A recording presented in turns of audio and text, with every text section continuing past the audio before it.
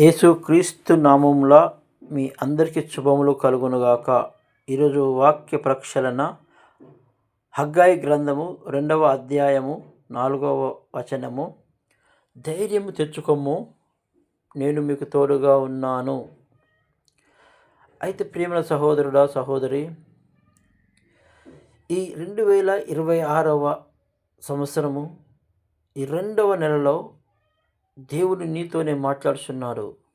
ఏంటంటే, నువ్వు ఏ విషయంలో అయితే పడిపోయి ఉన్నావో, ఏ విషయంలో నువ్వు భయపడుతూ ఉన్నావో, ఏ విషయంలో అయితే నేను ఇది చేయలేను అని వెనుకపోయి ఉన్నావో, అయితే దేవుడు నీతోనే మాట్లాడుతున్న, నీకు ఒక ధైర్యంగా ఉండడానికి మాట్లాడుతున్న మాట ఏంటంటే, ధైర్యం తెచ్చుకోము, నేను మీకు తోడుగా ఉన్నాను, నేను నిన్ను విడువను, ఎడబాయను, ముదిమి వచ్చే వరకు నేను నిన్ను ఎత్తుకుంటాను. హల్లెలూయా. దేవుడు నీకు తోడుగా ఉన్నాడని చెప్తున్నాడు. అయితే నువ్వు ఏదో ఒక పని ప్రారంభించాలని నువ్వు అనుకుంటున్నావు. ఆ పనిని వెంటనే నువ్వు ప్రారంభించు, ఆయన ఆ పనిని ముగిస్తాడు. నువ్వు ప్రారంభించాలనుకున్న ఆ పని ఆయన చిత్తంలో ఉన్నది. ఎందుకంటే నువ్వు ఆయన బిడ్డవు.